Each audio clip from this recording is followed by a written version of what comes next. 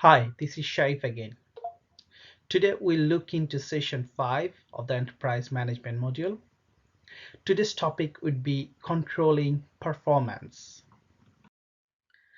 Right, in the previous session, we looked into different management and leadership theories and practices.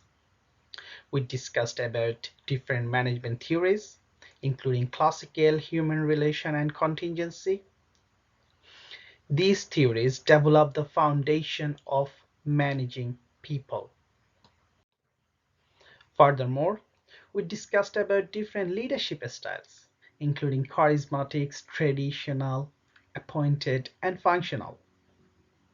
In this session, we'll focus on human resource management approaches to control, and we'll cover the behavioral aspect in the next session. Therefore, the session controlling performance is divided into two sessions, so session 5 and session 6. When we think about asset of an organization, we generally think about properties, plants, equipments, furniture, etc. But the most important and valuable asset of an organization is human resources. But there is a but. It costs a lot for an organization as well due to recruitment, training, salary, and retention. And also holidays, bonuses, many other costs involved to manage those people. Therefore, it is very important to manage the human resource properly. For an organization to be successful, it needs to manage its people properly to meet the goals of that organization.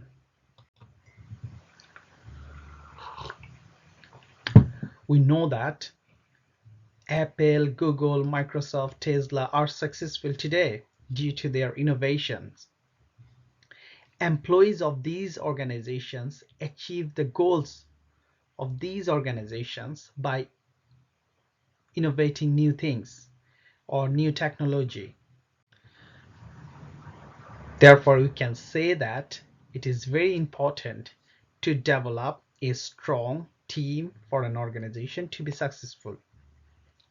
As I said earlier, this session will focus on human resource management approaches to control, and we'll cover the behavior aspect of it in the next session. Human resources, HR. HR are responsible for a number of practices to make the organization more effective.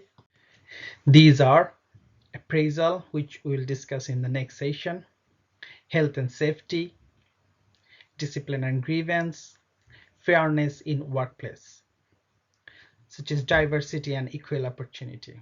If you remember, after the Black Lives Matter movement, the issue of fairness to BAME employees were discussed a lot. Many organizations, especially the academic organization, disclosed the information regarding the ratio of their employees, including BAME communities. So these are the things human resource look after. Management by objectives. What is management by objectives?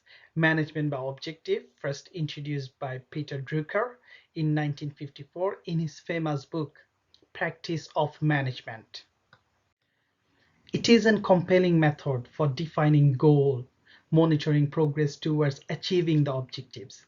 In short, it's called MBO Theory. MBO is a method where managers and employees defines goal for department, project, and person and use them to monitor performance. How they do it? They do it by setting goals, developing an action plan to achieve the goals, reviewing the progress, and appraise the overall performance after 6 months or a year. Let me give you an example. John is department manager in Primark, and Roberts work as a team member in, say, t-shirt department. Normally, what John's do as a manager, he delegate the job to Robert to look after 4 tables of t-shirts and to maintain them throughout the day, making sure that all the sizes are available, all are color coded, and the table looks nice and pretty. But John doesn't monitor or tell Robert every single seconds or minute or every half an hour. He delegated the job to Robert, and Robert's responsibility is to achieve those objectives. So he ensures that he goes to the stock room regularly, pick up the all stocks he needed to stock up, and helping the customer to find the size so his tables look tidy and nice. So at the end of the 8-hour shift, he hand over his 4 tables to John, who is his department manager, and he shows to his manager that he achieved those objectives. That is managing by objectives. So is delegating the job to the worker or the staff. Health and safety.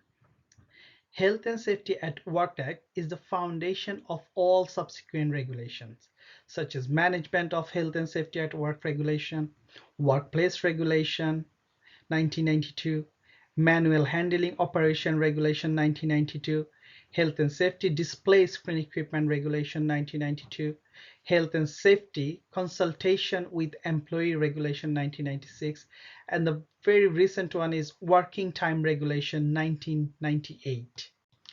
The Health and Safety at Work Act also defines general duties on employees, contractors, suppliers of goods and substance for use at work, person in control of work premises such as shopping center authority, and those who manage and maintain them, and person in general.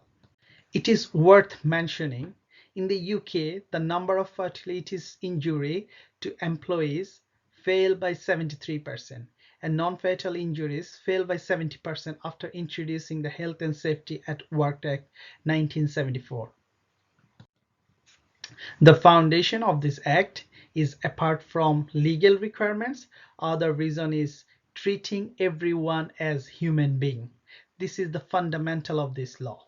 Also, protecting the businesses, because accident costs the business in terms of loss of time, which we will discuss in the next slides. They can also be damaging to the reputation of the industry.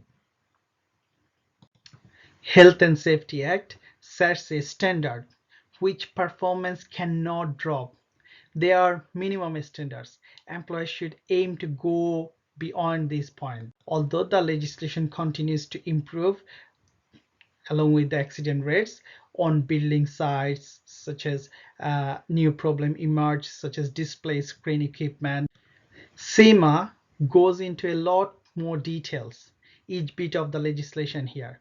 Worth being familiar with this, although you do not need to be know in details of every single regulations, such as working time regulation is the most recent of all these, based on an EU directive that restricted working time to 48 hours a week, average over a 17-week period. It is possible to agree in writing to work more than this. The directive and the regulation try to limit the health and safety implication of long hours in attention, leading to error due to the tiredness and being the main one. Right. Cost of accidents. Accident incurred a lot of cost to businesses due to time lost by the injured employees, time lost by management and technical staff to deal with the situation, cost for primary treatments, disruption to business, damage to equipment and cost of modifying the equipment, and due to accident, insurance premium can be increased too. Like when you have a car accident, your insurance premium for the car increased on the following year. Due to accident, output from employee reduced on return. It also increased the turnover of staff, and when business replace the injured worker, it increases cost for the organizations due to recruitment and training cost. So there are a lot of costs to consider. Furthermore, business might has to pay compensation payment. So when there are any accident in the business, or there is an accident in the business, it needs to consider those costs because they have to pay for it end of the day. We know now how an accident can damage the organization financially. Now we need to look into how to prevent the accidents. Again, the approach to accident preventing is very similar to internal controls, such as informing the staff, taking action, carrying out risk assessment, and monitoring the worker if they are doing it in a right way. We know that humans will make mistakes. That's very natural. Employers need to be enforce safety, not just telling them about it. The monotony of the work needs to be factored into any assessment about the risk. And whenever you giving any equipment to be used by the employees, equipment must not simply be provided. Employers must know the process of using it and provide enough training to the employees and carrying out all risk assessment before letting them using it. Some of you might work in different sectors such as retail, food sector. You might came across this. You had to fill up a lot of risk assessment such as staircase risk assessment, equipment risk assessment, chemical risk assessment. The reason you filling this risk assessment, this is the legal requirement. You need to fill this in and you need to read it, and your manager or the employers need to train you about those chemicals or the machinery, about the process of using it and what could go wrong if you use it in a wrong way. Now we need to know how to report an accident. The legal requirement is called reporting of injury, diseases, and dangerous occurrence regulation 1995. In short, it's called READER. If you work in a management position, or if you ever dealt with an accident, you might realize that always if something happened in the shop or in the business place, the manager brings a book where they register the accident. This is mandatory by law. Reader like covers serious burn, explosion, broken bones, etc. But the expectation is that firms will keep their own record of all accident and review where the area of risk are.